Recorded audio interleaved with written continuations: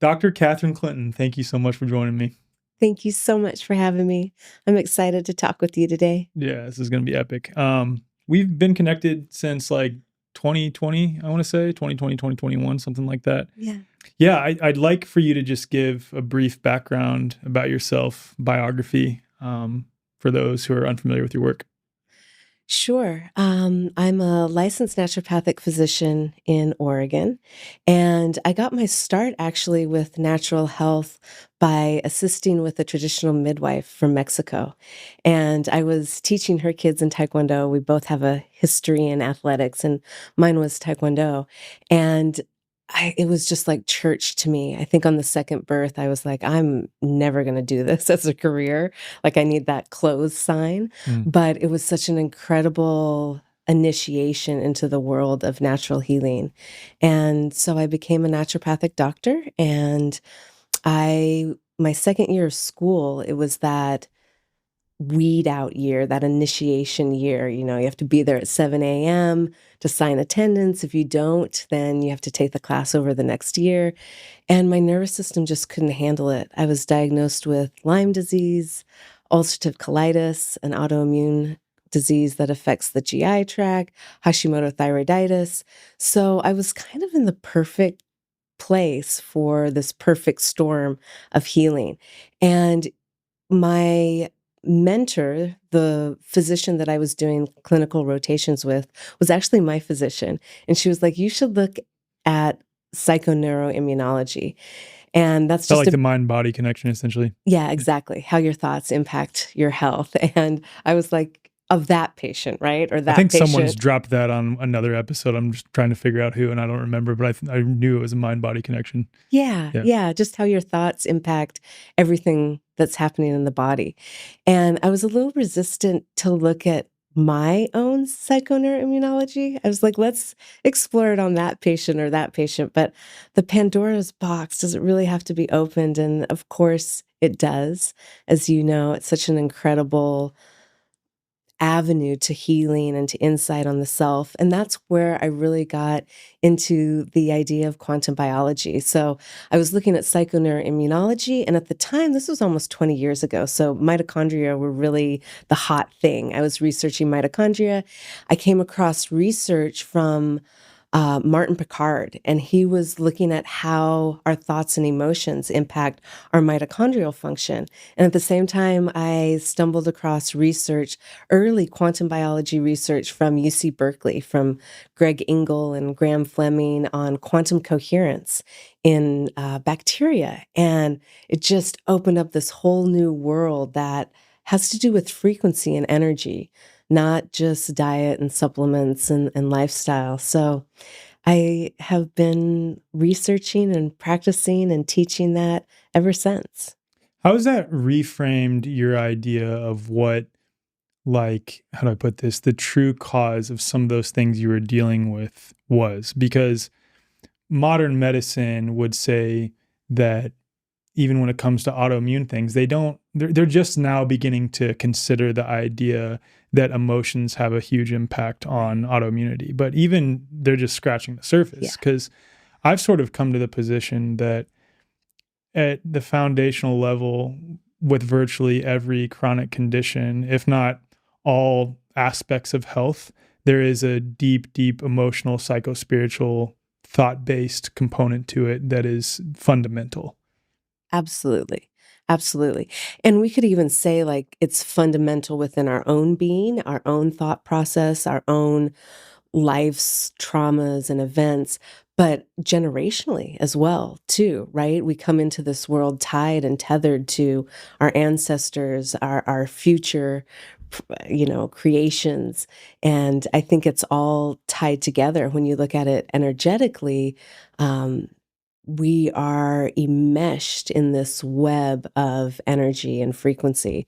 And so, absolutely, it has to do with health and healing and what we would call disease. Mm-hmm. Yeah, that's the exact position I've come to too. And I want to get into fascia first. I know that's like not a good segue, but the reason is my ankle's still sitting over here throbbing. So because I knew we were going to be having this conversation, I brilliantly decided that I'm going to roll my ankle like 4 days ago. But it was pretty gnarly. And I just want to like share that, and then we'll go into the conversation on fascia because it definitely relates. Also relates to, I think, a lot of the times even physical injuries happen because you're not fully present in your body. At least that's my experience. So little tiny summary of what happened. I was on a run. I have my gym in my garage.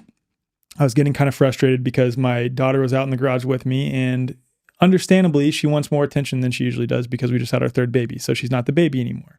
I wasn't able to complete my workout. I finally convinced her to go inside, and I was like, all right, I don't have a lot of time left. I'm just going to go on a run instead to just get all this energy out.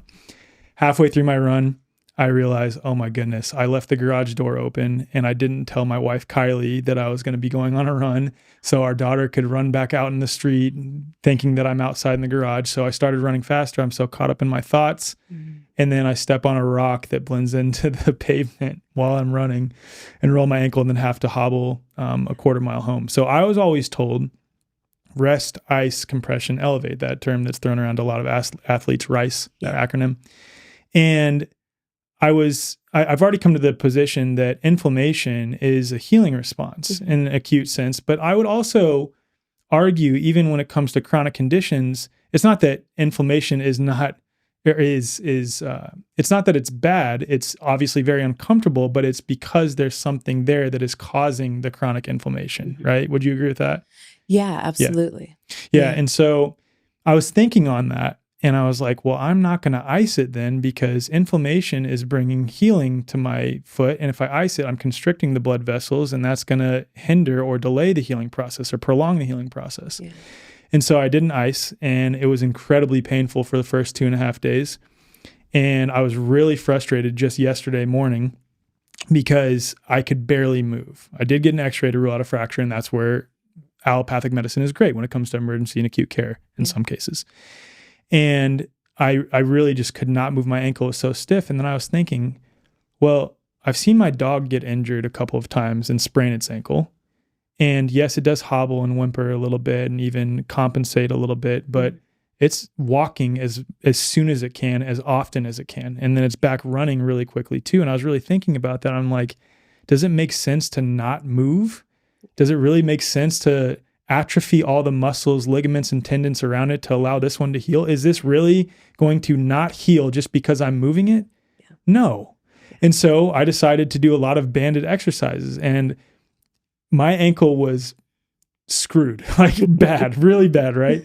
And now, I mean, you saw me, I'm walking and I'm doing everything just fine. Yes, it's still purple, and yes, I'm using LifeWave patches and a lot of other things, but it just shows how incredibly brilliant our bodies are and how misled much of the so-called experts are on how exactly to approach these things, looking at inflammation as bad when inflammation is healing. They're now beginning to recognize that inflammation is actually good in most cases, if not all. But I'd just love to hear your thoughts on that as it relates to fascia, because I know that this likely came about because of some possible fascial distortions in my body, but also because I wasn't present. But how does fascia relate to everything that I just said? Yeah, absolutely. Great question.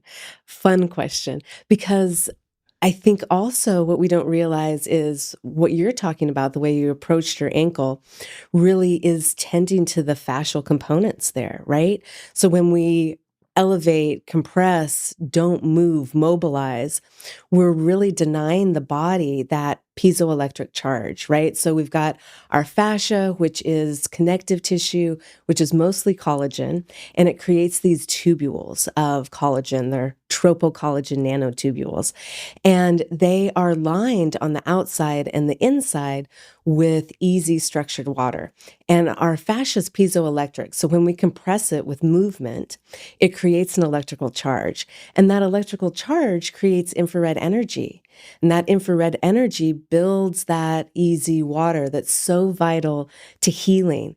So, and there's even research around this. It's around fractures, but those that are mobilized don't heal as quickly that those heal as quickly as the fractures that have not been mobilized. They are utilizing that piezoelectric effect. They're You getting mean the ones that are immobilized are the ones that don't heal as quickly as the ones who are mobile, up and moving? That's what you're Yes. saying, right? Yeah, Okay, got it. that's what I'm saying. Yeah. Yeah. The ones in traction versus the ones that are moving don't heal as quickly because they aren't utilizing that piezoelectric effect. Whereas the ones that are moving, they are compressing that fascia, they're getting that electrical charge in the fascia, they are building that liquid crystal easy water, which, I mean, maybe we'll go into, but it has that negative charge, it has that positive charge right outside of it, creating that water battery. And it's bringing in that bioelectric healing that we need in the body that is virtually ignored in conventional medicine. Another thing that's crazy about this is like the guy who came up with RICE, the term, like the acronym RICE, he's actually formally retracted RICE. He's now saying that inflammation is good. You don't want to ice because it inhibits the healing process. But this is just like one of many examples that's just so fascinating to me amongst allopathic medicine, where someone will make a declarative statement from an authority position, or one group will make a declarative statement, and then it trickles down into all of Western medicine, whether intentionally or unwittingly, whether it's useful financially or not. We could speculate all day on that, but it does nonetheless trickle down. Yeah. And even when that is then retracted later on, it's still like embedded within the paradigm. A good example of this that extends much further into history is, again, some will say this quote is alleged. I tend to think it's probably true. Louis Pasteur on his deathbed saying the germ is nothing, the terrain is everything, but then that's still, like foundational to modern medicine now. It's so fascinating to think about it like that. But anyway, that's a total separate conversation. But on fascia, with respect to easy water, the thing that I'm trying to figure out in my head, I did interview Brooke McPoyle, Musical Breathwork. Are you familiar with her? Yeah. Awesome conversation. She also just had a recent ankle injury and did the exact same things as me. And I'm like, oh, awesome. And hers healed super quickly.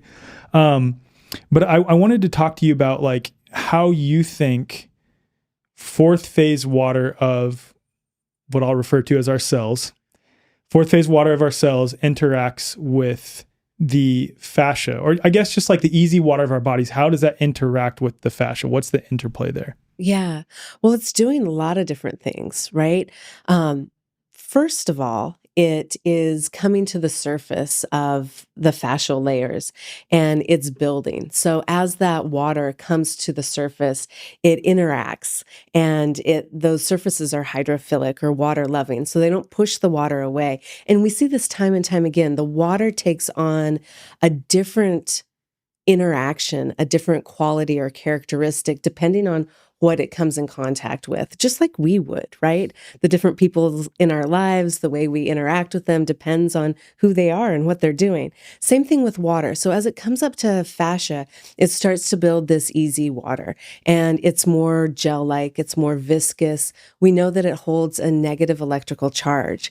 And as it builds, it's pushing out a positively charged hydrogen and creating what researchers are calling a proton wire or a proton-rich zone. And that separation of charge, just like a 9-volt battery, is creating potential energy. So you've got the negative electrical charge that is so essential for our cells. And maybe we can get into some of the misconceptions with electrical fields, but the charge, that negative electrical charge, is essential for health. Our cells run on like a 40 to 70, negative 40 to negative 70 millivolts. And changes in that are associated with dysfunction in the cell, whatever cell we're talking about. And we see that with fascia as well, right? We need that negative electrical charge. So when we're healing an injury, like a sprained ankle, we want to build that easy water. We want that negative electrical charge. We want that water battery to be created, because another thing that's happening in this water is Gerald Pollack, the professor out of the University of Washington, prolific researcher, was the first to identify this easy water. And he proposes that it takes on a hexagonal lattice shape, right? The six-sided ring that we see so often in biology. And what happens is that water has electrons in it, pi electrons, that can dissociate and they can move throughout the water lattice. And we have an incredibly immense water lattice, if you think about it, right? Yeah. We can say fascia, but we can also say collagen. So we have this collagen network that starts at our skin, the external layers of our skin, going all the way down to the bone. And it's covered in this easy liquid crystal water. And it is creating that negative charge. It's creating a water battery, and it's creating a repository of free electrons. And we can look at pain, we can look at inflammation, we can look at disease as a deficiency in electrical charge or a deficiency in electrons.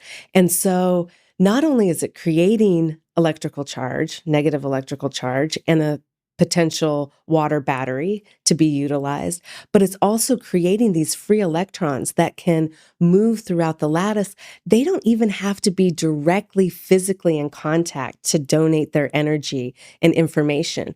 They can do that at a distance. So all of a sudden you have this completely different understanding of what's happening in an injury. There is a deficiency of charge, there's a deficiency of electrons, and tending to that water battery or that liquid crystal easy water against the fascia is creating this flow of energy that can go where needed to affect the deficiency, right? So if you're building easy water in your back or in your leg, it can get to your ankle. Mm-hmm. That's the amazing thing about this lattice, about mitochondria, about so many different structures in the body. They are really creating this scaffolding of energy that transports it throughout the body. Mm.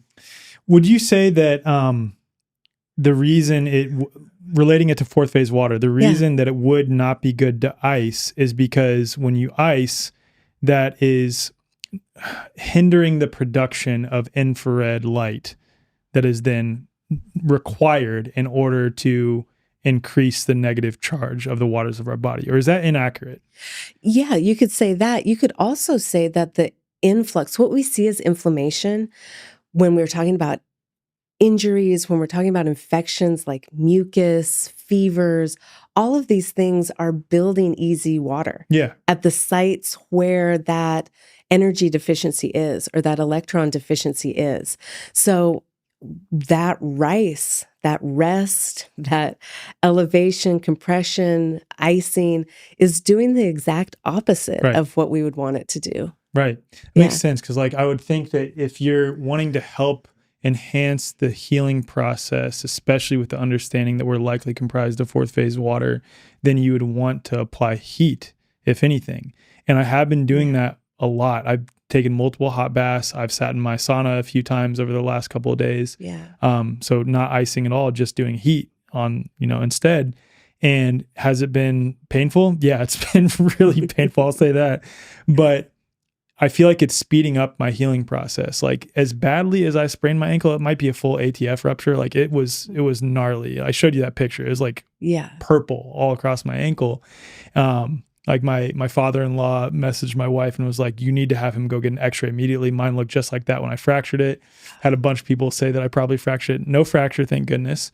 But I'm doing all the exact opposite things and I'm applying heat, and I feel like that's bringing more swelling to the area, which is bringing more blood to the area. We know how incredible blood is and how it's comprised also of fourth phase water, and it's bringing more heat, more infrared light, increasing the exclusions, expanding the exclusion zone of the waters around this area to help it heal.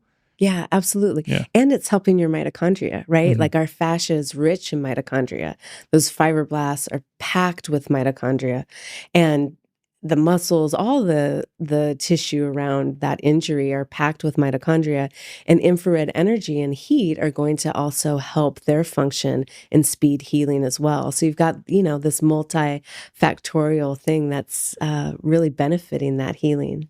Cool. Awesome. The other thing you said is, I don't want to butcher what you said, but you said something to the effect of, even if the electron is not in that area, it can affect another one far away. So I'll give my thoughts on this real quick. So I've come to the position that we're swimming in what some would call an information field. I like to call it the ether that is all around us. There's actually a substrate, a background thing that we're all swimming in, right, at all times. And so when we talk about like so-called quantum entanglement or like spooky action at a distance, it makes it more real when you understand there's actually a field that we're swimming in right now. And that's how those things can instantaneously communicate, right? It's because it's traveling at a speed we can't understand, if not instantaneously, within that field. Would you say that that's accurate in terms of how you've come to understand it? Yeah, absolutely. Like a fabric, right? Yeah, a fabric. Like if you pull one thread, it makes sense that over there, you're going to see a little puckering, right? Yeah. Because it's the same medium. Otherwise, what kind of lunacy is it to have this spooky action? Like it's common sense. It doesn't make sense. 100%. And that's where, like, I was talking with Carrie about this, and you probably picked it up on the episode. Like, I personally have an issue with the word quantum, although I know what you, Carrie, and Sarah mean, and it's not what like quantum mechanics is theorizing with respect to dark matter, when it's like, if you just bring back ether into the context, it makes sense of all that. It literally makes sense of all that stuff that they're trying to mathematically feel like, how does this make sense? I'm like, it's because there's a medium that it's all existing within. Of course, our fields can interact with each other at that level. Of course, they can interact no matter how far we are away. Of course, you can know instantaneously, if you're a parent, that, oh, I just feel that my kid's in danger and they're 6 miles away, and you just know it because you're attached to them through a medium. Yep. Absolutely. Absolutely. And they're taking steps, the 0 point field, 0 point energy. And I love diving into the research. There's so much cool research, but at the same time, it's like the hubris of us understanding fully what's happening. Sometimes I just have to dial it back and be like, okay, this is just a practice in awe. Yes. It's just my practice as a human material being in this plane to be extremely grateful and just completely in awe of what's happening. And I don't think we'll ever really know. Right. But I think we are getting closer to science. Yeah. Understanding this fabric or this field and recognizing that it does have an impact. Mm-hmm. Yeah, absolutely. I think that's so well said. And it's fun to speculate, try to figure out what the heck's going on too. Because like, if I'm being honest, when it comes to ether, I have no direct evidence that it exists either. Like, that's the other thing. And it's like, we could talk about the ontology of all this all day. But with that being said, I'd love to hear your thoughts on water, like other theories of water that you've come across too, because I know you mentioned that before we started the episode. And I've done a number of episodes on water, fourth phase water. I'm interviewing Dr. Pollock here in like 10 days. So I'm really stoked for that. But other interests you have in water and other theories related to water. Water's fascinating. And Jerry Pollock, I am so grateful for him and his research and his generosity in time. I consider him a mentor and a friend. And also, there's so much out there about water, right? So there's this incredible field about fourth phase water that Jerry has really opened up. There's the quantum electrodynamic theory of water. Whoa, I've never even heard of that. Explain this. It's so fun. So Emilio Del Giudice, Giuliano Preparata, Giuseppe Vitello, they all, and others, have proposed that, similar to easy water, that this quantum electrodynamic theory proposes that coherent domains of water can be formed when energy is put into water. And these coherent domains of water kind of form clusters, and they vibrate in resonance, in frequency, in sync with electromagnetic fields at the quantum level. Whenever I say that, it feels like quantum mania. I'm like, the quantum level.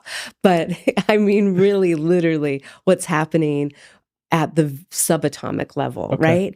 And these, when we're looking at H2O or how hydrogen is bonding with oxygen, we see that these clusters can resonate with electromagnetic frequencies.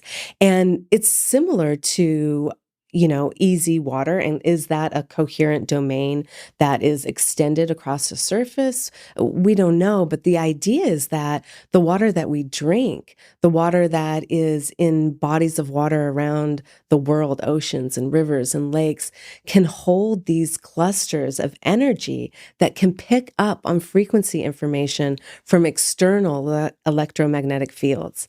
And that is just sort of mind blowing. And when you look at some of the research with resonance and how our proteins and especially the water that lines them can act as beacons, right? So they are sending out a honing signal for other biomolecules to pick up on, and they can pick up on that. They can resonate like two tuning forks, and they can complete biological action from that resonant interaction. And so that's the work of Irina Kosick and the resonance recognition model. Mhm. It's absolutely Can incredible. you explain that a little bit, like some of the work they've done that indicates this? Yeah. So it started out very theoretical, right? That these actions should be able to happen. We are trillions and trillions of cells, and each one of our cells is completing at least hundreds of thousands of tasks each second. Some people posit it into the millions. And the current model is saying that these actions happen from chemical diffusion, which we know is slow, or it's happening from random collision. So you need direct physical contact. And so you have these biological keys bouncing around until they get to the receptor. I don't buy that. Randomly. I don't buy that at all. Right. Randomly. And then they find their key at random, unlock it, and biological action happens. Well, mathematically, that's impossible when we're talking about millions of or hundreds of thousands of tasks each second. And so that's where this idea of resonance comes in, that you can complete action like two tuning forks, right? When we strike one tuning fork at a certain tone, then another tuning fork across the room will sing that same song because there's a resonance there. They can amplify each other's signal. And so this started out as a mathematical theoretical proposition. And then there was an amazing study looking at peptides. So when we're talking about the immune system, we've got these antibodies and antigens, and there are predictable things that happen when you put an antigen with an antibody, right? Like histamine will degranulate, you'll get a runny nose with an allergen or something like that.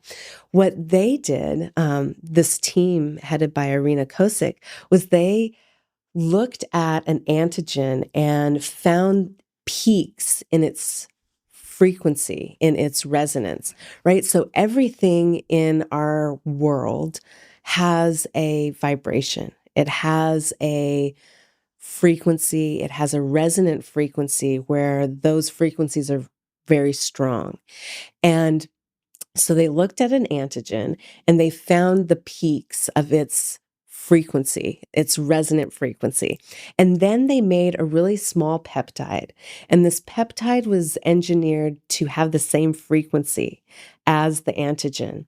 And that antigen comes together with an antibody and they connect and create a biological action. They created a peptide that is a different shape. It's not that same antigen.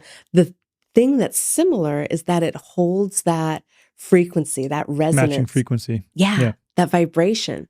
And so when they put that peptide next to that antibody, it acted exactly as if it was a full antigen, but it was just this engineered peptide. And how do we explain that? Well, frequency, resonance, this idea that there's a language of vibration in the body and in the world around us. Wow. That reminds me a lot about like how homeopathy works. I mean, my head's spinning on so many different angles to take this now, but before we get there, maybe homeopathy should be next. But I'd like to ask, like, what are the foundational differences between this idea of water and fourth phase water? Well, the foundational difference is that it doesn't have to happen at a surface, Got it. right? Okay. Yeah. That makes sense So now. it's making these clusters in bodies of water. Mhm. So, these researchers So it has really, less to do about hydrophilic surfaces and more about a frequency related to the water. yeah, Got yeah. it. And they really Could it be both? Like that? Couldn't they be complementary though too? Yeah, Right. I was just going to say the researchers definitely tipped their hat to Professor Pollack Yeah. and said, Okay. That makes sense. They're not discounting that water does form hydrogen. They're saying it's this plus this other. Yes. Got it. Okay. Yeah. That makes sense. Absolutely. And then there's other research showing, two researchers named Hans Giesink and Dirk Meijer.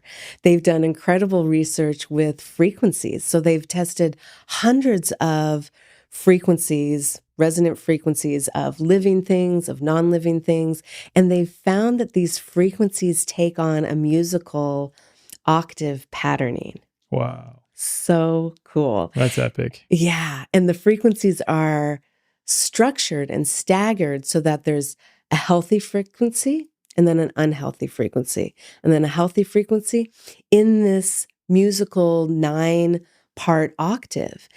And what they found was, and it's different, right? So clay is going to have a frequency, I'm totally making these numbers up, but a frequency of 30 hertz to 60 hertz, whereas a hummingbird's lung is going to have a frequency of 200 hertz.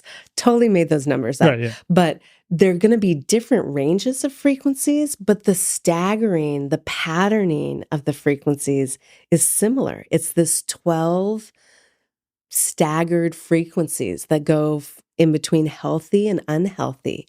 And what they found was these frequencies, all the frequencies that they've tested so far, hundreds, are found in water.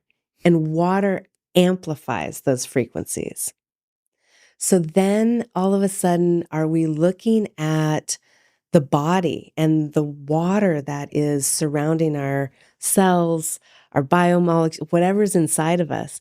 Is that the receiver and amplifier of this frequency information that then gets translated to structures, liquid crystalline structures like DNA and all these different things in the body, fascia, that can utilize that for information? It's just... Yeah, I even wonder at some level, like I was talking with Zach Bush and we talked a little bit on like the model of genetics and like how we can know what DNA actually looks like. Because if you were to do cell lysis and things like this, but I'm wondering more if it's like, it's the information that the water receives that actually codes for the proteins rather than like DNA coding for proteins. And I don't know the answer, but I'm like, I do agree 100%. This is my belief. It's so hard to talk about any of this, but I believe that that the water is what is receiving the information. And it's like, okay, what is that information that the water is receiving? Yeah. And I would even argue that I think it's likely that our heart is the seat of the soul. And you talk about getting into a space of heart coherence. I think that's you as the individuated, person that's embodied, accessing more of the full breadth of your soul, which is allowing that signal to be amplified throughout the waters of your body, which is why you can bring about healing, which is why you feel coherent, which is why people can feel your energy when you walk into the room and all the things like this. So I think the waters always in a dance, picking up whatever signal is most dominant around it. And then that is going to reflect on how well the waters of our bodies are able to do these cellular functions, essentially. Yeah, absolutely. I completely agree. And, getting down to the nitty gritty, like what does DNA look like? What's a cell? We don't have to be stuck there. We can go to geometric patterns, right? Yeah. So when I look at this stuff, and I'm blessed to not really dwell in the mathematics and the hard black and white of it. You mean you don't use the quadratic formula anymore? No. Yeah. No. I can just take a step back and and just wonder, right? Yeah. Just be in that space of awe. And what it seems like to me, for what that counts, is all of these structures have this six-sided ring, Mm. have this benzene ring, whether we're talking about structured easy water, whether we're talking about collagen, whether we're talking about fascia, DNA, microtubules in the brain, where people are talking about, is this the receiver of Mhm. consciousness? We have these structures that have these electrons that can be excited by frequency information. Mm. And we know that they are impacted by frequency information of all kinds. So, does it matter exactly what's happening with the exact structure of whatever's happening, the architecture in our body? Or does it matter that we have components within us that can pick up on this frequency information? Yeah. You know, like cerebral spinal fluid and this flow of information bathing our brain. There are extracellular matrix proteins. This, again, this collagen, this benzene ring is there present with these, and electrons are hard to always wrap my head around, right? Because are they just a field of information, right? Like we're so used to talking about electricity like a hose, right? We plug our appliances into the wall and we kind of visualize it like these electrons move like water in a hose or watering the garden. But that's not the full picture. There is some movement there that's creating excitation, but there is energy in the field. That's what happens when you hook a light up to a battery. It's not that electrons are coming from that battery all the way to the light for it to turn on. No, it turns on almost instantaneously because the energy is in the field.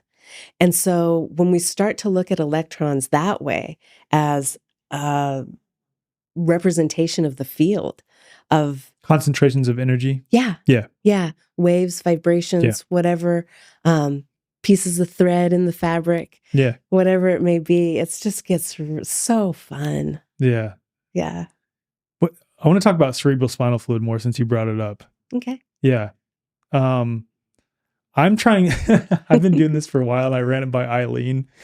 I'm like trying to piece together this framework in my mind. And again, it's all speculative of how the heart works, knowing that the heart is not a pump, it's a vortexing device, and all the ancient civilizations talk about it being the seat of our soul, and how we're comprised of fourth phase water, and then referring back to Veda's work, and then Eileen's work with the biofield, and then how cerebral spinal fluid comes into play with that. And I interviewed Mara Zapatera a while back, and it was just such a fascinating discussion, just talking about like how the Kundalini traditions, like all the yogic traditions, were all about pumping that cerebral spinal fluid from the base chakra up to the crown and back, and getting it pumping in that direction allowed you to instantaneously access the divine. And Mara, from my memory, if my memory serves me correctly, postulates that that's our connection to the divine is through the cerebral spinal fluid, like to accessing this higher knowledge. But have you thought about how the cerebral spinal fluid relates to any of those things that I just said? Oh, yeah. Oh yeah, I knew you have. Okay, let's hear it.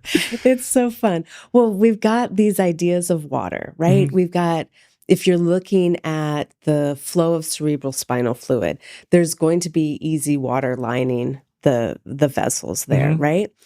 Then we've also have this idea of coherent domains, and we have the idea of water being an amplifier for frequency.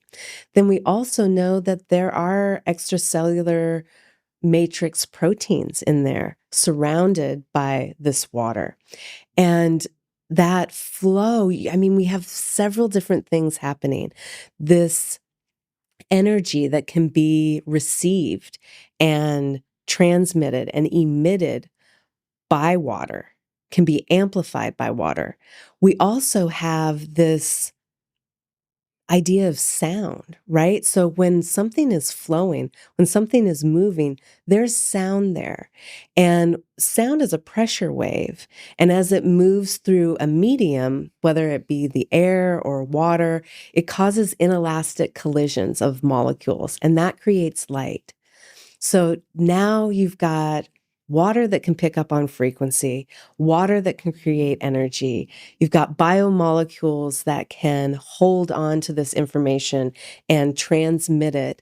And you've got this idea of sound and the movement of cerebral spinal fluid causing a sound signature and thus a light signature that can transmit almost instantaneously. So you don't need something traveling from the base of your sacrum all the way up to your brain.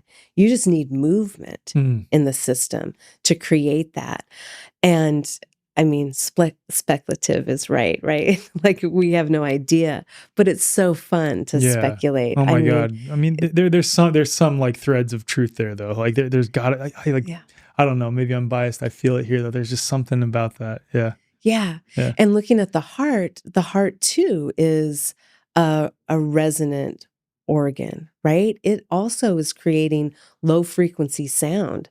So with each heartbeat, there is a sound signature that is traversed throughout the body. Mhm. So you've got light, you've got sound, you've got water. And really what we're talking about is frequency. We're talking about vibration. We're talking about waves of information that can travel throughout the body or throughout the space around us, Mm. into that fabric, so to speak. And it's just incredible to bring it down to the level of movement and Mm. vibration, because everything here on earth has a vibration.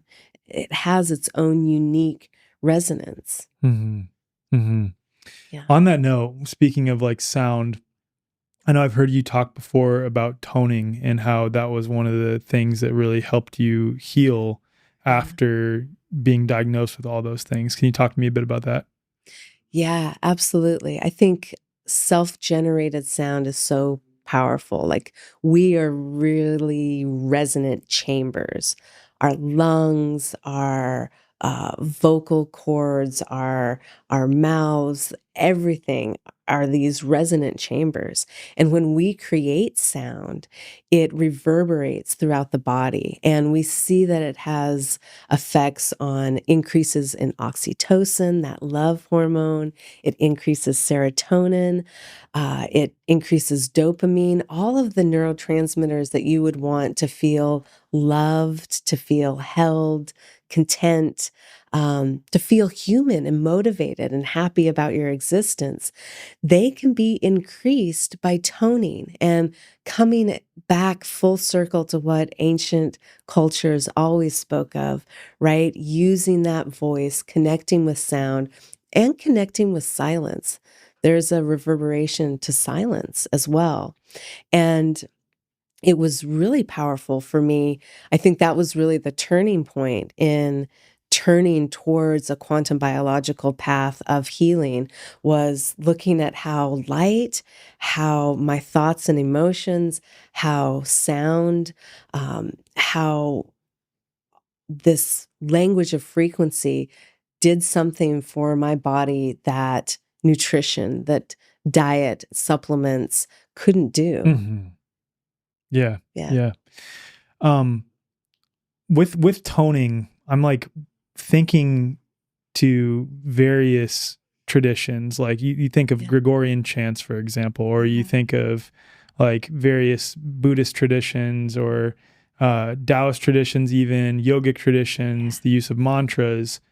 How much sound played into coming into coherence and presence with God, the divine source, whatever you want to call it. Yeah. Um, I'm just like, I don't know, so fascinated by. Did you use like specific tones? I did. For years and years, I used a tone ah because it's so resonant with the heart chakra. And then, 4, 5 years ago, I switched to a lower tone that really increases our sense of safety. And it was a sound. And these vowel sounds are really a common denominator across these ancient cultures, these ancient indigenous cultures and their Like A, traditions. E, I, O, E, like those sounds Yeah, specifically? those sounds. So even though the language is different, right? Yeah. The words are completely different. The languages are different. The cultures are often separated and isolated and not communicating with each other that we know of.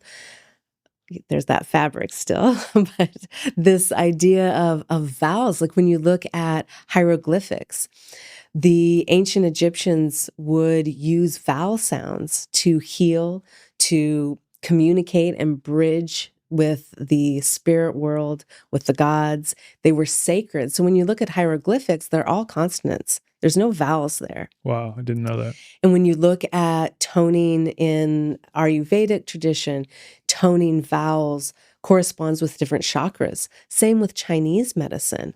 They are associated with different elements. And it's just absolutely incredible to see the similarities in how these sounds, these single sounds, can have such powerful healing effects in the body. Did any of the cultures or traditions line up in terms of what sound corresponds to which part of the body or which chakra? There is that correlation that I know of between the ah sound and the heart. And we see that in Chinese medicine and we see that in Ayurvedic Wow, medicine. that's cool. It is cool. It So is what really cool. what did you experience when you would do the ah sound? I experienced, this separation of self. So when you're really sick, I was really sick.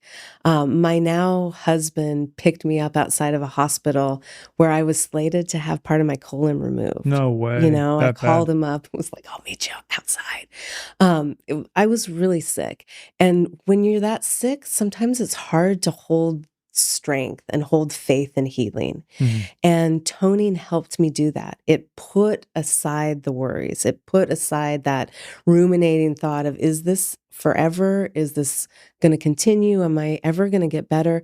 And just let me be. It just let Mhm. me be in my body. It let me be out of my body and connect with something bigger, which that in and of itself was incredibly healing.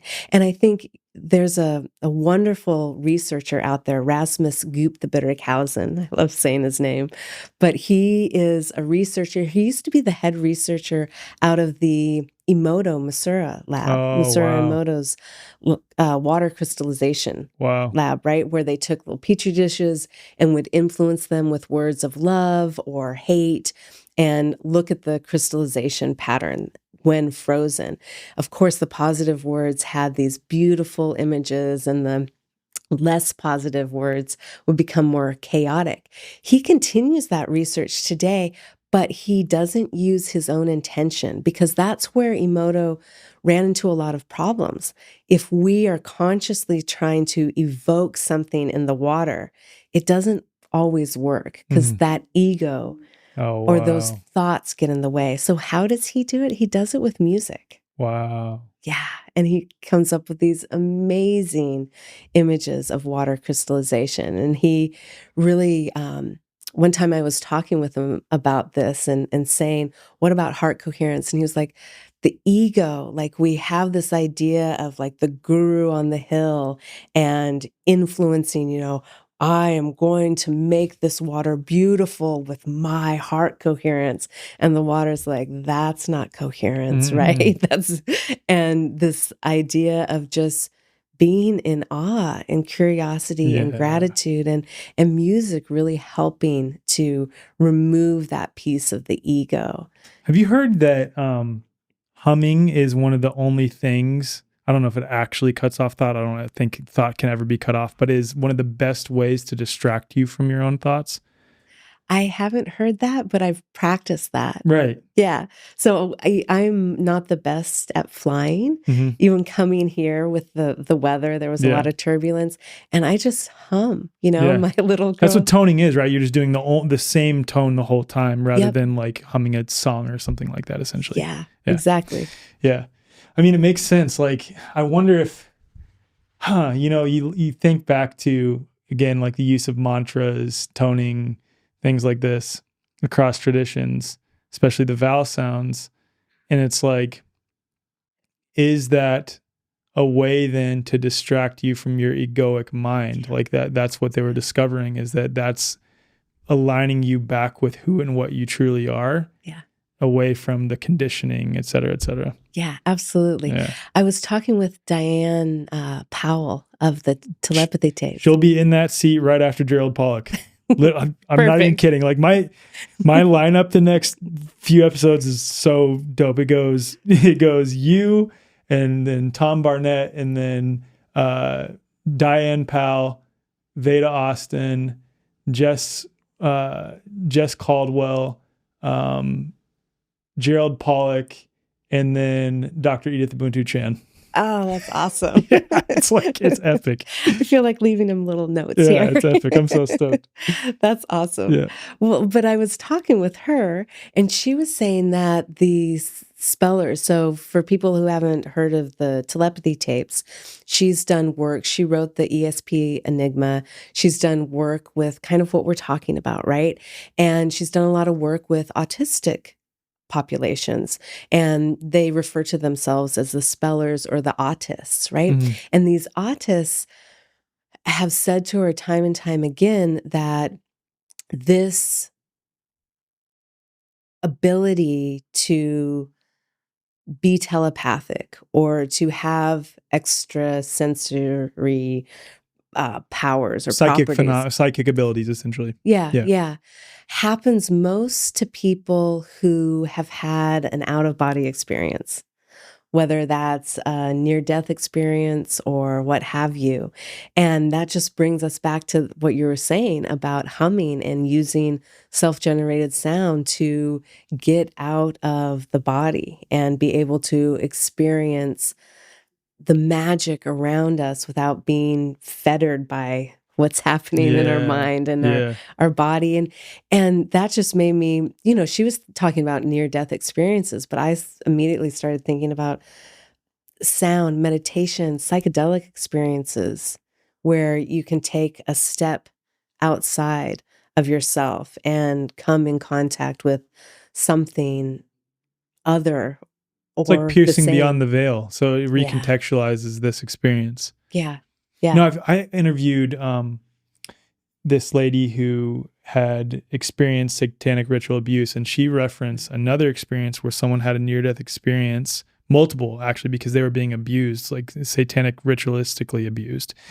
And even in those multiple near-death experiences, this individual, despite, in their day-to-day life being absolutely tormented in the worst way possible as a human being, realized, oh, I have a purpose to be there. So I'm not going to stay here, because she was offered in one of the near-death experiences, like, oh, you can stay. And she was like, no, I have a purpose to stay there. I know it now that I'm on the other side of the veil temporarily. I need to go back. Wow. Isn't that wild? Yeah. Yeah. Yeah, absolutely. We just become so bogged down in our everyday life, right? Yeah. And I know you feel that, we've got work, we've got family, we've got just so many things. And modern life has done an amazing job of putting those pressures on us. Oh my God. Productivity it's just incredible when we look at how science is now, right? It's like it's objective, and we all look at the same thing, and we find the same thing, and we agree on the truth, which can be important, but we've cast aside this subjective relationship that we have with the world around us, where we become silent. When you look at these ancient cultures, how did they gain their knowledge? They went out and were silent. They were in relationship with the world around them, and that's how they gained the knowledge. It didn't come from a telescope or a microscope. It came from relationships, and we've completely cast that aside. Yeah, 100%. Oh, and then we've just built these cascades of structures around us that like are beautiful and useful. I'm so grateful for the studio. I feel like the last few episodes I've I've talked so badly about this studio because I interviewed Zach Bush and we were like, oh, look at this artificial environment we've created. It is beautiful and it serves a purpose, but how much time are we spending amongst our own creation rather than God's creation? That's, I think, the question that needs to be asked. And I know we were talking before this as well, and this was also referenced on Zach Bush episode, where it's like, I know my son has these incredible insights that he experiences when he's silent and just observing nature. That's it. Like he gets these incredible epiphanies where my wife and I look at each other like, that just come out of his mouth. I'm talking like age 4 onward too. It's like, how did this 4-year-old come up with that? Incredible. And it's because that's where I think we meet God. That's not the only place we meet God, but I think nature is infused with God's essence, and so when we're immersed in the natural world as much as we can possibly be and we're silent, we're receiving that direct insight information from God. And that's where I think the true knowledge and wisdom comes from. And just like you're saying, it's not that like what's done elsewhere in a laboratory environment can't be useful to indicate what might be going on in nature. But the best way to know what's going on in nature is to look at nature, because then you end up with a paradigm of what exactly happened with my ankle injury. I could have listened to so-called experts who do things in a lab, and they might conclude this one thing at this one time that 10 years later reverse their decisions. Or I can just go observe what happens to animals who are connected with the natural world and what they do. And of course, I'm grateful for the things that modern life has brought us in modern technology. But the answers for things, I think, are best found in nature because that's where God is found. Yeah, absolutely. Absolutely. And I think we talked a little bit before this about our children and bringing them back to that situation, right? Like I love to travel with my kids. So I'm here for a couple days and my family came with me, and they're so used to leaving their screens at home because it's a rule. Like I have an 11-year-old, a 15-year-old, a 24-year-old, and the 11-year-old and 15-year-old are with me now. And 15's a rough age to be like, you're leaving your screen at home. But he gets it. He knows because he has had the freedom to dive into screens, to dive into that relationship and how that feels, and to not have screens and be out in nature and have that burst of creativity and that feeling that we're talking about. And so he can identify now. Like sometimes he'll just come out of his room and be like, I got to go on a walk. I've been on screens too much. And part of that is from propaganda, where I'm like, the way you feel right now is because you've been on screens too long, right? Like I'm not going to hide screens from you. Your friends are on screen. I mean, you're 15, right? And that's what we were talking about before. We use screens for work. So like how much are we showing them conscious use of this technology too? Yeah, absolutely.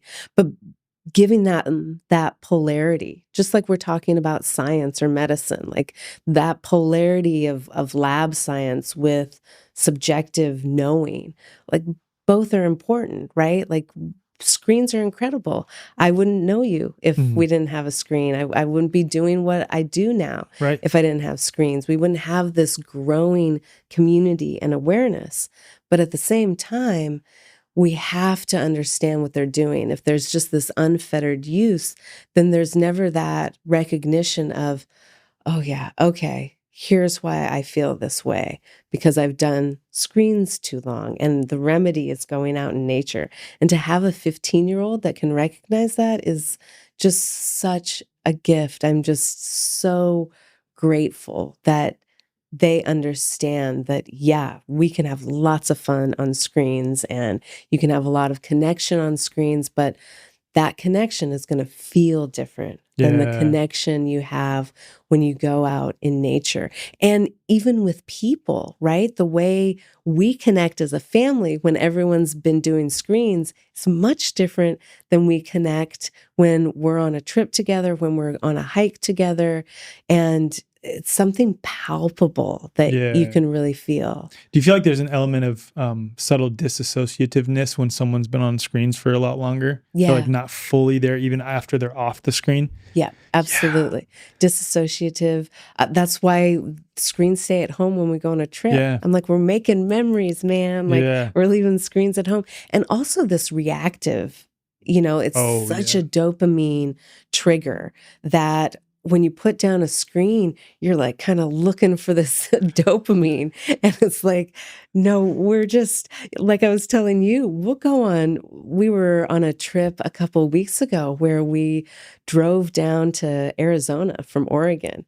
And that's like 20 hours. And I'm like, no screens. We're listening to audiobooks. We're just like enjoying each other and what's around us, right? Like as a kid, I'd look out the window and think up all kinds of things. Right. Now is your chance to do that. And it takes away that constant dopamine thing.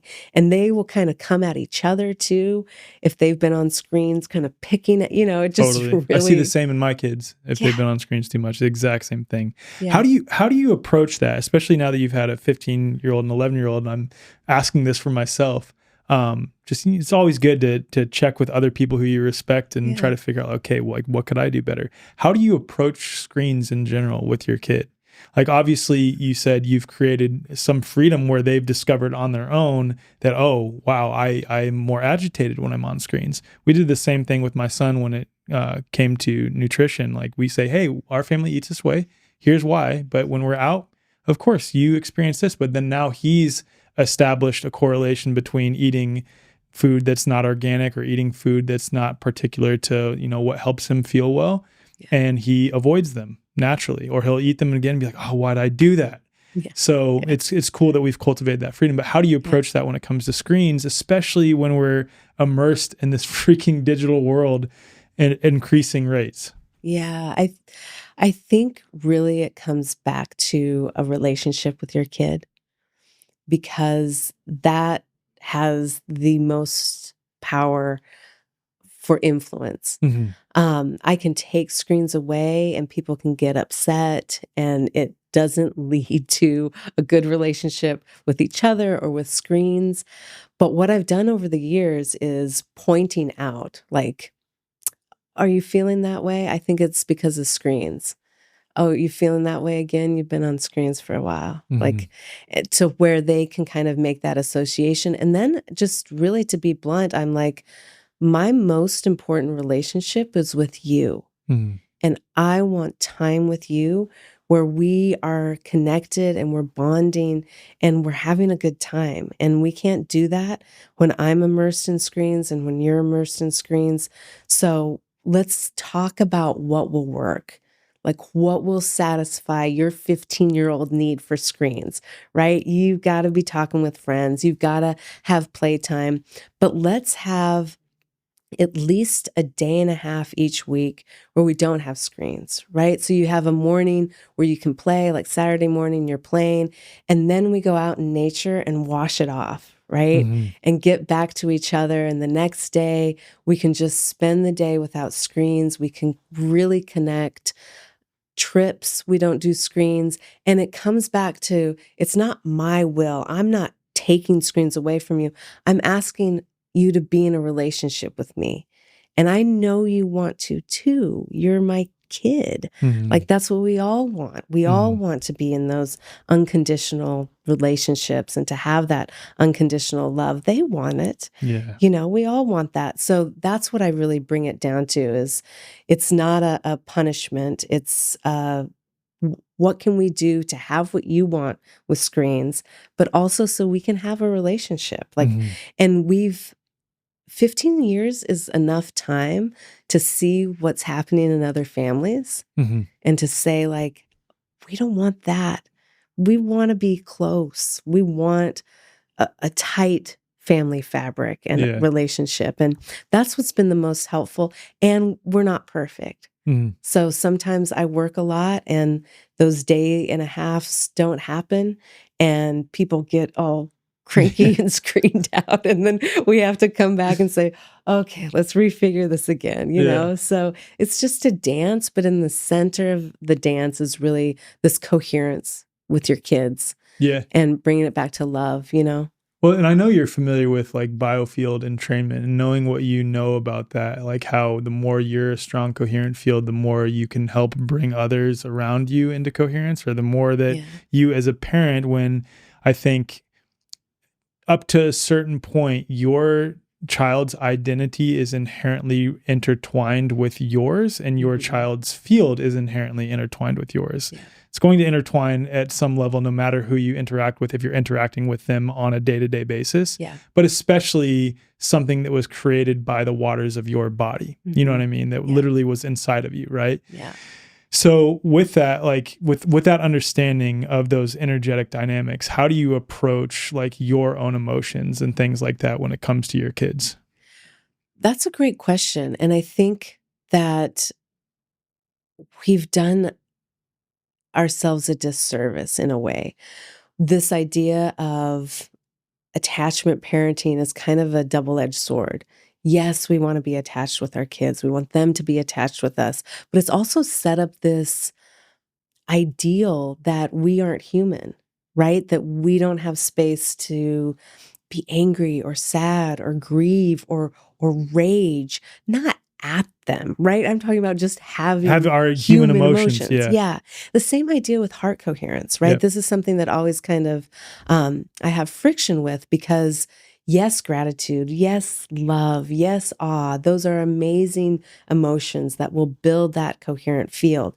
But I have done heart coherence measurements with a machine that uses EKG leads, right? So it's not a finger monitor, an ear monitor. It's really, really intense, you know? Yeah.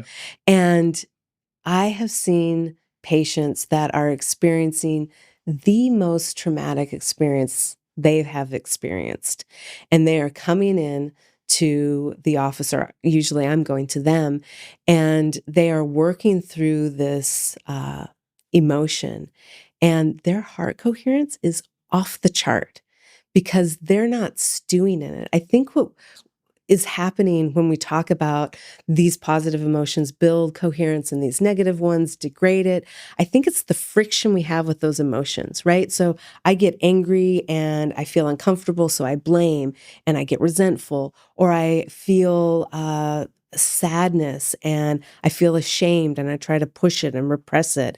That judgment of the emotion, that creating a repression or a stuckness. Having to attach a story or an identity to it. Yeah. Yeah. Weighs it, gives it weight, right? When we just let that flow. I mean, I have seen people who are dealing with immediate, intense grief, trauma, losing a loved one that are off the charts, and myself included, that are off the charts with heart coherence, huge measurement of heart coherence and heart rate variability while experiencing these negative emotions because we are in coherence with the emotion. We are letting it flow. We are letting it go through us like we're human. We're meant to experience those things. It's when we get stuck and we wall it off and put it away, or we turn it on someone else, then that erodes our coherence. But coherence is the idea of two or more things working in this as one, right? Mm-hmm. Two people dancing the tango, or water molecules forming a wave in the ocean. Mm-hmm. Same with our emotions, right? If we flow with that, then we are coherent, including our heart coherence. So when it comes to children, I am human. I experience all those emotions. Lots of emotions. And what I found with my children, especially my youngest child, can know I'm in the kitchen, back turn, making dinner, and she's like, "What's wrong?" Ever since My she son's was, the same way. yeah, ever since. And there's no, I don't think I'm holding myself differently or anything. There's just that coherent connection. And if I say to her nothing, then it's doing a couple things. It's devaluing her assessment of the situation. Like, oh, I thought I knew it, but I don't. Denying her intuition. Denying her intuition, right? Last thing we want to do with our Right. children. And it erodes that coherence. I know something's wrong. You're not saying what's wrong. We don't have that flow anymore. We're not two people dancing the tango. Right. You're stepping all over my feet, right? And so often I say, I'm feeling this way and I need a second. And I will go for a walk. I will take a hot bath. I will sometimes just be in that emotion. When my father passed away, it was hard and I was really grieving. It was a situation where I've had a lot of intense emotions around it. And they saw me wail. Mhm. And it wasn't like, what's happening? And this is scary. It was like, she feels sad and Yeah. she's just doing that. And we're going to play a board game right next to her, Yeah. they aren't sucked into that feeling that we have this idea of like, oh, we can't show our emotions to our children because they will get negatively affected by it. If they can see you navigate those difficult emotions, flow through them and come out on the other side, because what's on the other side of grief? It's love. Mhm. What's on the other side of anger? It's gratitude. It's, if you can move through those emotions, those positive emotions are the flip side of it. And giving your children that education that you can feel those emotions, you can let them flow. And on the other side of it is peace and love and acceptance and joy. I don't know of a more important lesson. So that's what I do with my kids. Just being authentic, essentially. Being Yeah. authentic. Yeah. Both Eileen and Zach Bush have mentioned this independent of each other, that like the highest frequency one can embody is authenticity. And that Yeah. makes so much sense. Like being authentic with whatever's present in the moment. Yeah. I Yeah. think like the more you do that, the more that it, like you said, easily flows through you. I think when Yeah. people develop chronic anxiety or chronic depression, it's that they're not allowing themselves to fully complete that feeling. Yeah. Absolutely. Which is always like a subtle level that's perpetually there because they don't actually want to go into feeling that fully. Yeah. Absolutely. Absolutely. And it gets stored, Mhm. right? Full circle back to fascia There we go. and water. But boom, it gets stored in the body, Yeah. and it just is constantly working on the energetics of the body. What's up, you guys? I'm here with Matt Maruka, the founder of Raw Optics, to talk about something that I would say the overwhelming majority of people in the holistic health community totally overlook: light and circadian rhythm health. All of our cells contain these organelles called mitochondria, the powerhouse of the cell. They make energy, they convert food into useful chemical energy. And it turns out mitochondria are largely controlled by our circadian rhythm. Our mitochondria are more active during the day under the influence of sunlight. When the sun goes away, our mitochondria have the opportunity to rest, repair, and regenerate when we're not being active.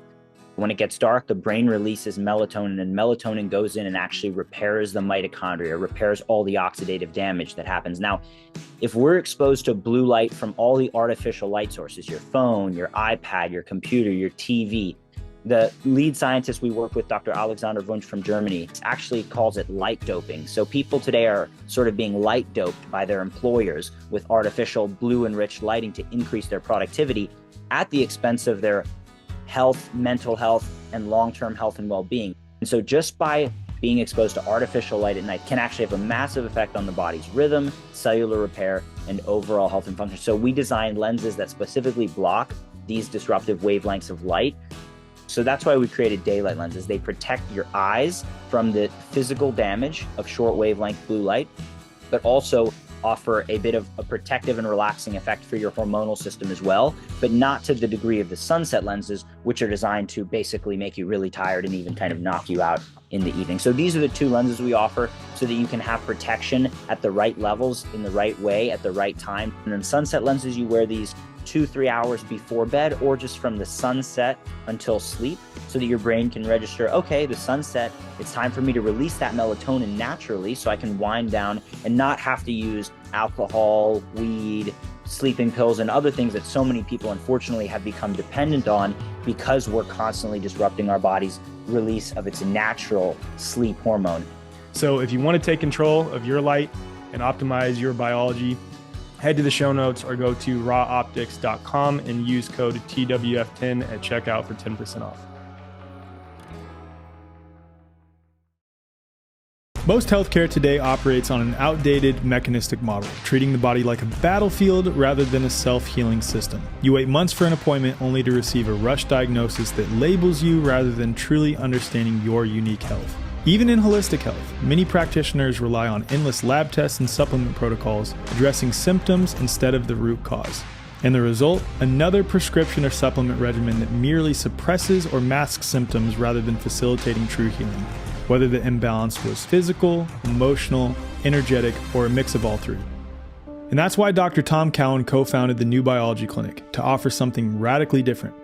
As one of the most respected natural health doctors in the world, Dr. Cowan has spent decades challenging conventional medicine and advancing a deeper understanding of human biology, water, and natural health. His work isn't just about rejecting the mainstream, it's about offering a more truthful, biologically coherent approach for healing. The New Biology Clinic recognizes that health isn't about fighting disease, it's about restoring balance. You're not a diagnosis, you're an individual with a unique story, and healing should honor that. With virtual consultations available worldwide, the clinic offers a flat-rate monthly membership that gives you direct access to practitioners who take the time to actually listen. Members also get exclusive health live streams, a resource library, and live sessions covering everything from biofield tuning and breathwork to movement and meditation, all designed to support whole body healing. And if you're not ready for a membership, you can book a one-time appointment, sign up for an enrichment-only membership for the healing modalities alone, or schedule a free connection session with one of the care team members to see how the New Biology Clinic can help in your specific situation. This isn't about keeping you dependent on doctors. It's about making you sovereign over your health. Head to newbiologyclinic.com and use code THEWAYFORWARD, and that's spelled The Way, F-O-R-W-A-R-D, for $50 off account activation, or just head to the show notes for more info. If you're a member of The Way Forward, email hello@thewayforward.com for $150 off. Your body already knows how to heal, and New Biology Clinic helps you remember.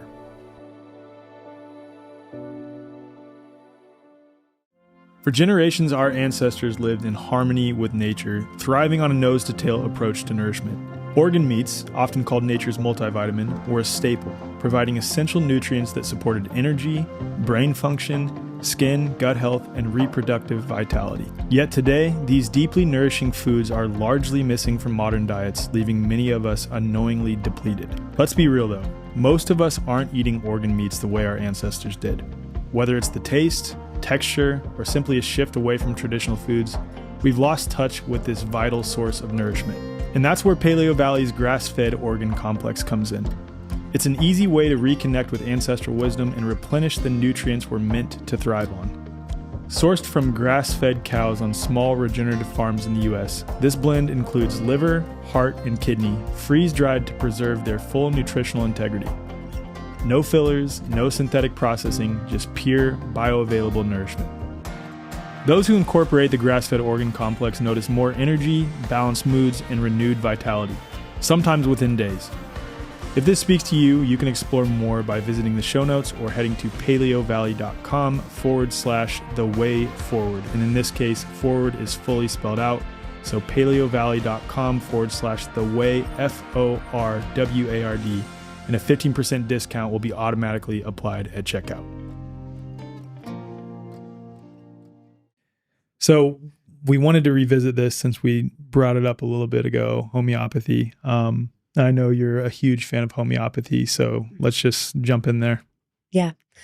Homeopathy is incredible. It is such a elegant way to approach health in the body. And we've been talking about how water holds frequency. It can amplify frequency. It can capture it and store it and transmit it. And I think the idea that we get so stuck in as a society, not yourself specifically, but as a society, is we have to take a chemical substance. Yeah. And homeopathy removes the chemical substance, right? And it's just such this brilliant system. And there's been a lot of research, I would say, in the last decade, maybe 15 years, looking at homeopathic preparations, and that really ties into what we talked about with water and with light, and how, you know, this easy liquid crystal water builds with infrared energy. It is excited with ultraviolet energy. And when we mean excited, we mean that when we look at molecules or atoms, there's a ground state, and then there's an excited state of everything. And we see that with water as well. And that excited state is where that electron or that wave of energy or that field is holding energy and information, right? That's how I've always said it, right? And correct me if I'm wrong on this. It's that the infrared light expands the exclusion zone. Mm-hmm. The UV light, you would say, excites the electrons. So I would say that as it increases the negative charge. Would that be accurate to say? Like it increases the negative charge, or just like it creates a condition where the negative charge is more readily available? I think what we would say, if we wanted to be really precise, is that the infrared will build it, which Okay. increases the negative charge. Okay. To some degree, visible light too, right? Okay. In the spectrum.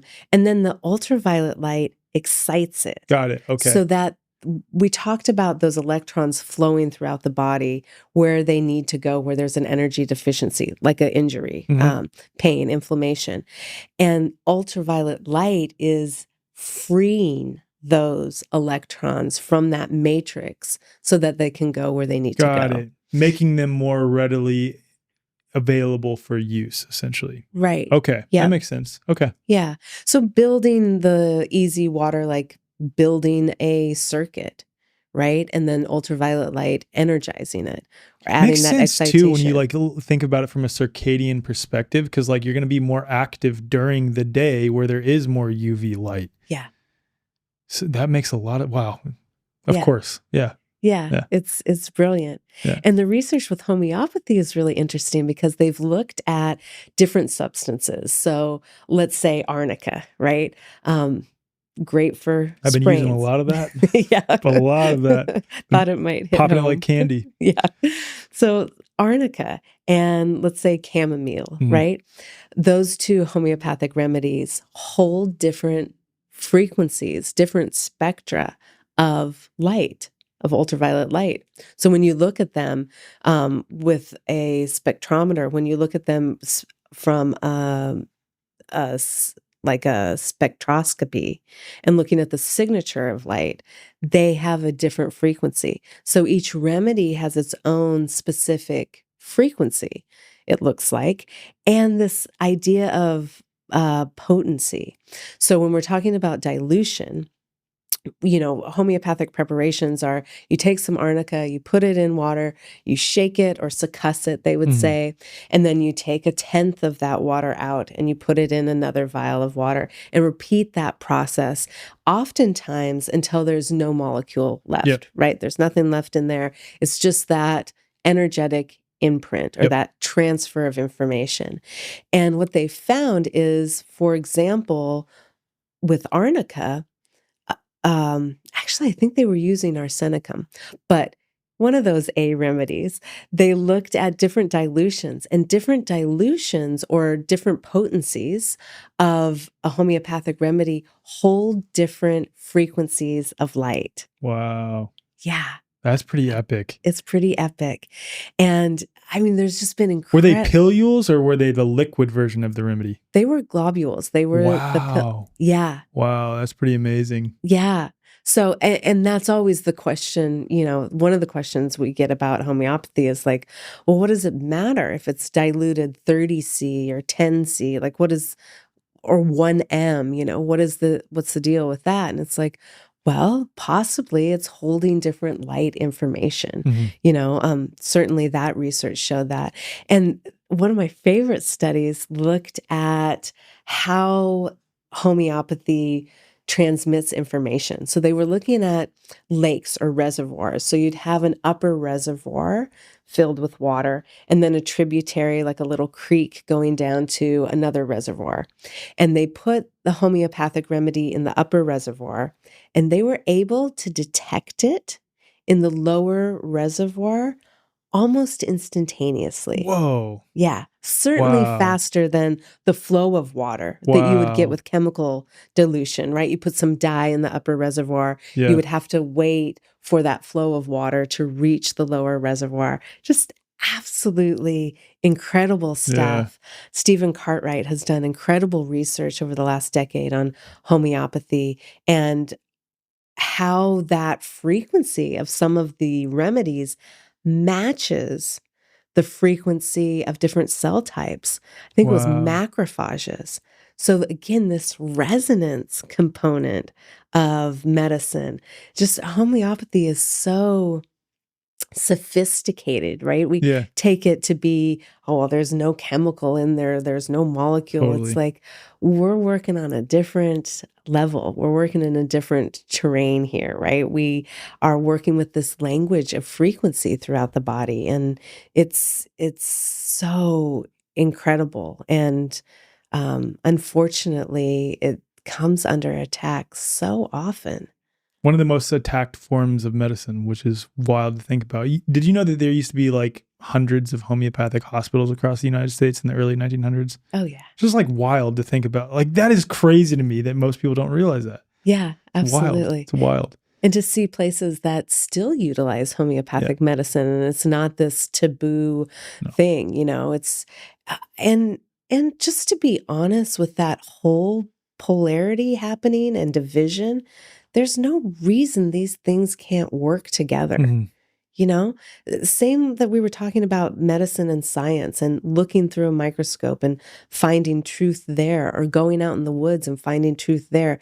They can hold hands. Mhm. They can be in the same person. They can be in the same science department. They can be applied to medicine. We just have to expand our comprehension, our ability to hold two truths at Mhm. once, right? It's so unfortunate how binary, how black and white Yeah. it has to be. Yeah, totally. One thing I want to talk about with homeopathy too. Yeah. I've just been thinking about this a lot, knowing what I know about like vortex dynamics and looking into like Victor Schauberger's work, Dan Winter's work. So homeopathy, to get that substance to imprint upon the water, they succuss, right? Yeah. They shake. Yeah. I wonder if vortexing would actually make it imprint better. That's a great question. And that immediately makes me think, I wonder if there's some vortexing happening when you succuss. When you do succuss, yeah, Because, yeah. I don't know why like it occurred to me that's always been a thing once I learned what succussing was and how homeopathy works. It's like, wouldn't vortexing possibly help it imprint more? Maybe it is naturally vortexing when it's being succussed, but you know what I mean though, right? Yeah. Oh, totally. And I appreciate companies that still use that traditional method of succussion, right? Because there's so much digital imprinting of homeopathy, which is it's one aspect. Yeah, absolutely. That frequency works. Great. We use that frequency, but it really seems to disregard or almost disrespect the whole innate intelligence of the substance, And right? like the hands that are making it, Yeah. Yeah, absolutely. Yeah. Yeah, that's one of the reasons I love that company we were talking about, Desbio, is they use that succussion. They utilize this. I mean, how long has homeopathy been around? I mean, it's been around for hundreds of years, and it started with a traditional preparation, and it started with kind of that hand holding of medicine, right? Yeah. Like we're going to have this repeated repetition where we see what happens. But Hahnemann had what we might call a download right now, right? Like he had that information that he knew where to go with those repeated provings. And it's just such an incredible tradition to walk through, and such a respect for the intelligence that's all around us that digital biology doesn't always hold, right? And it can be wonderful, right? Frequency healing is wonderful, but I think like Eileen says, we get trapped, Eileen McCusick, get trapped in this way of thinking, well, that frequency treats this, and we don't respect like the octaves Yeah. and the space around and how important that is. And I think that's a beautiful thing about homeopathy, and kind of ties back in with that research about the musical octaves Mhm. coming from whatever it may be, a substance, living or not living, and how it patterns itself in this musical patterning, right? Mhm. And just being aware. It's like having a plastic violin and you have that C note perfectly tuned to C. And then you have this amazing wooden handcrafted violin, and that C note is going to be perfectly tuned to C. They're gonna sound different. That resonance, the harmonics are different. And we get trapped in this world of like, well, they're both C's. Like, Right. they're the same. It's like, no, there's the space around There's a that. richness to the one that's coming from the wood, the natural materials. Yeah. Yeah. Yeah. That create the harmonics, right? Yeah. The space in between the notes. Yeah. And that's really where I think a lot of our science and medicine has gone astray. Like there's no respect for what's in between, what's around, right? Mhm. It's like it's that thing, it's that frequency, it's that constituent, that active constituent of whatever herb. And it's like there's no respect for what's around that space. And that's really what holds some of this intelligence. You know, I think a lot of that stems from the misconception that we're just dealing in a physical chemical world. Yeah. You know, Totally. like that's the issue, is that they overlook the metaphysical while sometimes offering lip service to it, but Yeah. I don't think they really account for or hold in high regard the importance of the metaphysical happenings around us. Yeah. And it really is rooted in a difference in perspective that I think, the scientific community is somewhat catching up to this, but they come from the position that physical reality creates, or like the brain creates consciousness, when it's likely the other way around, that the mind comes first, that the metaphysical comes first to create the physical. Yeah. That consciousness is an element. Yeah. It's not a product of neurons firing. Right. It is an elemental force in this universe. And I'm really hopeful, and this might be like, rose tinted glasses or whatever, but I'm really hopeful for a recalibration, an alliance between the two where we can have both.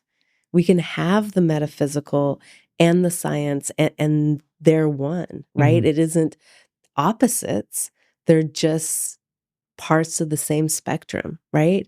I'm hopeful that medicine is moving in that direction. A couple years ago, there were these quantum physicists, right? Like in a lab, quantum physicists, and they were looking at new ways to picture quantum entanglement.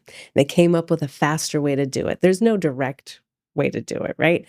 But they came up with a faster way to do this. And they looked and they put it through a filter.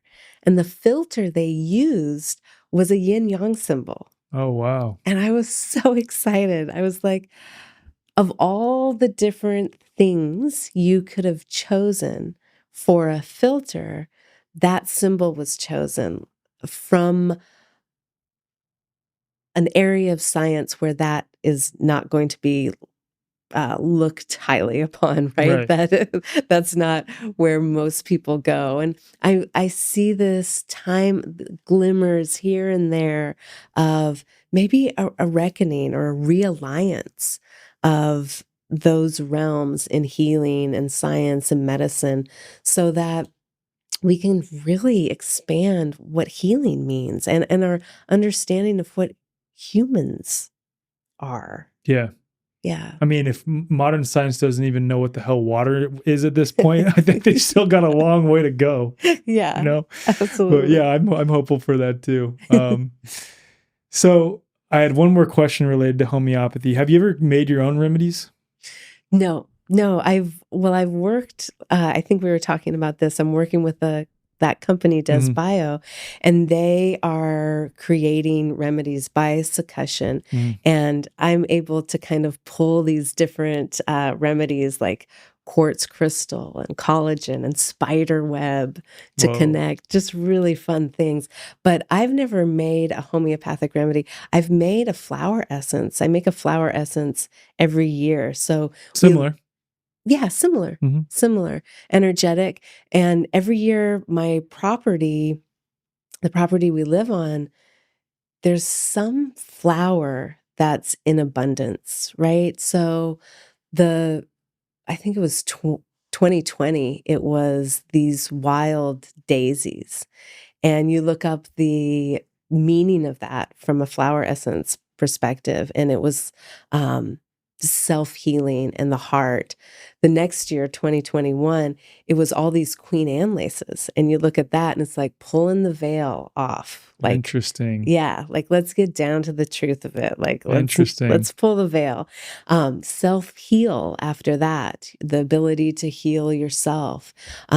This last year was Wild Rose. I don't know yet. It'll be in the next month or two, but whatever the land is producing in abundance, I'll pick a couple flowers and I'll put it in some water in a quartz glass. And then I put the glass right at the base of the flowers that I picked. So the roots are there, and I leave it out in the sun, and then I do it at a supermoon, usually in June, because it kind of goes with when the flowers are abundant where I'm at. So you've got the sun imbuing, you've got the Epic. moon imbuing, and then you've got this like mother essence. And it's just a beautiful way, not only to take something that's healing, but this relationship, right? So I mean, we talked about how to approach patients and someone's healing. And it's like this checklist. Okay, do this, this, this.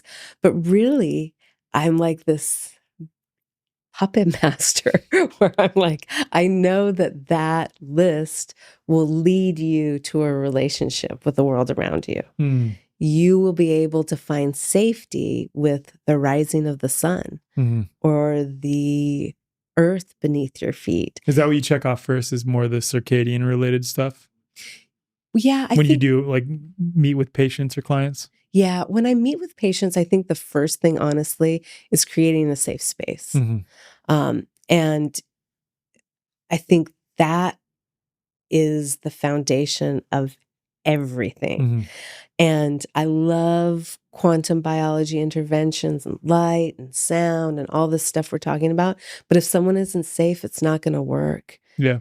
And I've done a lot of work with veterans, and that sense of safety is completely shattered or rocked.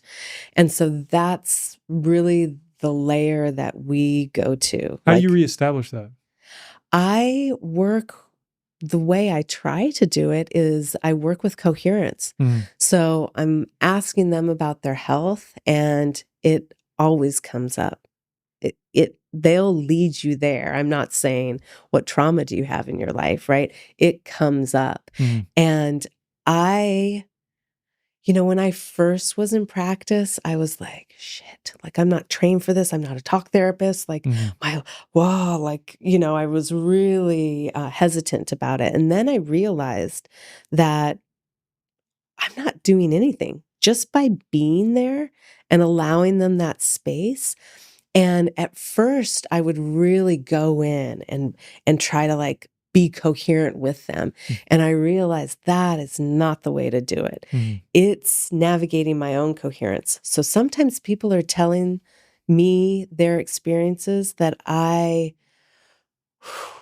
that are a lot for any human to ever handle. And what I have to do is reel it back in. I will even sometimes put white light around myself. I will get coherent within. And what that does, I think, for them is they are relaying this trauma and this horrific event or series of events that have happened, and they have a person in front of them that's not only giving them space to say this, but that is staying coherent, that isn't being drawn into this emotion, that is there and safe and coherent and open and listening. I'm not distracting myself or doing something else. I'm just really focusing working on on staying coherent and hoping that they can entrain. They can be like, oh, wow, for the first time, I've talked about this and the person didn't distract themselves or didn't enter into this heightened emotion. They just stayed coherent, and that made me feel safer about it. So I think that's the first thing. I think that's the best thing you can do too. I mean, it makes so much sense. You think about it like not only on the entrainment part, obviously, the more you're representing the strong coherent field, you're helping to bring them into coherence by being there. But it's also that as they're releasing what is present within them at the time, the first thing that they're being met with after releasing those experiences is something that's coherent. Yeah. They're going to reorder and reorganize their mind and their relationship to whatever that traumatic experience was to be, okay, coherence now. Yeah. Yeah. And just getting back to that idea of like letting those things go and not feeling like, okay, I need to do this again and do this again and do this again. Yeah. It's like, oh, we completed that. I got that out and it just lives there now, not here. And so I think that has been, I mean, that's what my first visits, maybe it depends, the first 5-10 visits are that, I'm just listening, and creating a safe space. A lot of the veterans that I worked with from Afghanistan, we'd have to have the AC up. It's like, let's get to 58 because any heat will make them not feel safe. Wow. Just because it reminded them of Afghanistan? Yeah. Wow. Yeah. So it was wonder if that's why a lot of veterans do end up in the Pacific Northwest then. Because there are a lot of veterans in the Pacific Northwest. Yeah. Yeah. Interesting. Wow. Yeah, I don't know, but it makes sense. So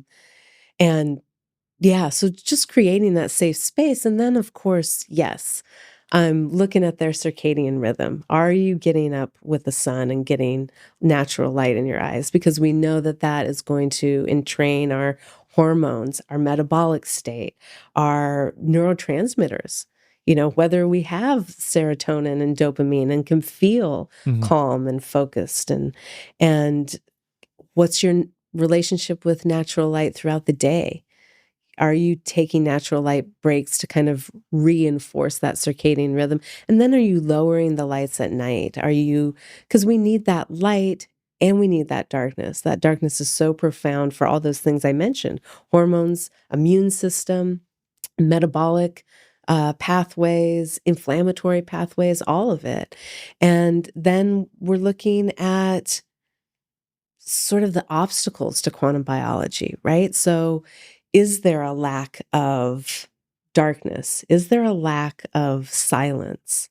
Is there a lack of sound? And that can be, we've talked about self-generated sound, but that can be sound immersion, sound baths, sound you like. Do you listen to music that you like? Do you go out in nature? I mean, when we look at the natural sounds that are around us, bird song, crickets chirping, fire crackling, all of those things are massive inducers of a parasympathetic state where we feel safe. I noticed that I've created a habit where I lay out and look at the stars almost every night if I can. Yes. And it's not only the laying up looking at the sky, which I've had so many epiphanies just doing that. I'm like, of course, it makes total sense related to what we said earlier with my son. Of course that happens, right? Yeah. But it's also, those sounds really are grounding you with a sense of safety almost. Yeah. That's what it feels like. It feels like, oh, I recognize this on some primal level as a sense of safety because this is the fundamental reality that I'm supposed to be experiencing, that I'm designed to be in a dance with. Not that, again, we're not supposed to experience these things. Human beings have an incredible ability to imagine and co-create. Yeah. But it's how much time are we spending with that? And I feel like that's our security blanket. Yeah. Right? Absolutely. It's the mother that's holding us unconditionally. Yeah. Not the one that has their own trauma that they're navigating and Yeah. the human emotions that they have to, it's that unconditional mother. The sun rises and shines on me every day. It doesn't matter what I did the day before, that sun is going to be there. The ground is going to be underneath my feet no matter what. And our human relationships are beautiful and important, but they're with humans and they have friction. And there is none of that in nature. It is this incredible invitation to be held. And I really think that that's part of my passion about talking about quantum biology, is because I really feel there is a call that we are being called back to that relationship, that nature is tired of this extraction and this exploitation, that it wants to be held too, that it wants that coherence with us too. And it is so motivating and exciting to me to be able to talk about how the sun is healing, how the ground beneath our feet, how listening to the birds and the water. I mean, we can talk about how it decreases cortisol by 60% and increases oxytocin by over 90%. We can talk about all these stats, but it's a relationship. And that's what I really... I'm so glad you said that. Well, I think that's what I mean about It's like when people are like, you have to ground because this, I'm like, look out in nature. Do you see any other beings that have shoes on when they're outside? Like, duh, it's good.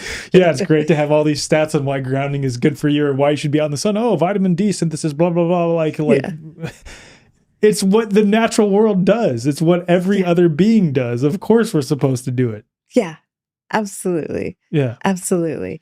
And I think that's what I mean about being a puppet master, is like, I listen to someone and it's like, okay, let's align your circadian rhythm. Let's do all these quantum biological interventions.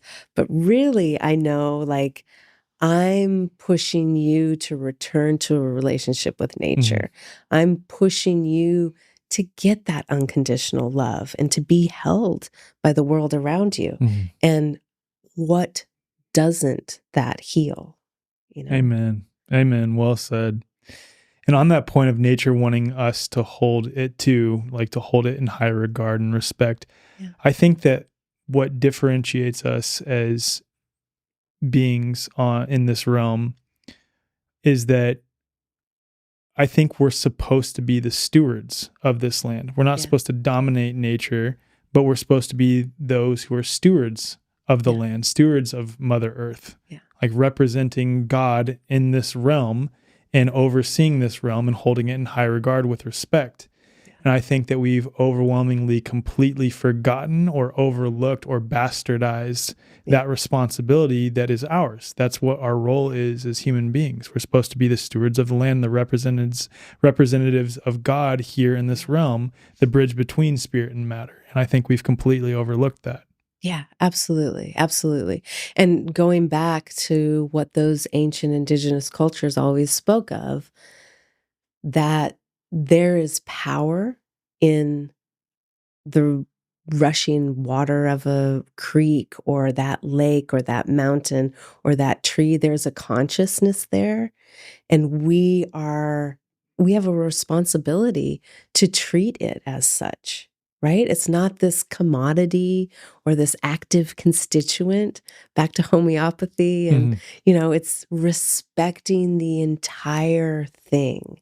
It is respecting the relationship we have with it, right? It's not just, what is it going to give us? Oh, this is good for us. Oh, we need to take care of this because it's important to our health. No, that is life. And we have a responsibility to tend to that. And so I think the closer we can get back to that, the better it'll be. Amen. Well said. Very well said. Catherine, thank you so much for being here. As a final question, is there anything that you're currently doing, working on, that you'd like to share with the audience? Oh, I'm working on a lot of things. I'm so excited. I just feel a real energy and pull in this arena. Last year, I founded the Quantum Biology Health Institute, and it has two arms. So we teach people, practitioners about this perspective, how to utilize it for health. But we also have a research arm, and we're just now enrolling. By the time this comes out, we will have started a research study on heart coherence and how it impacts mitochondrial function. And we're looking at a bunch of different parameters around mitochondrial function.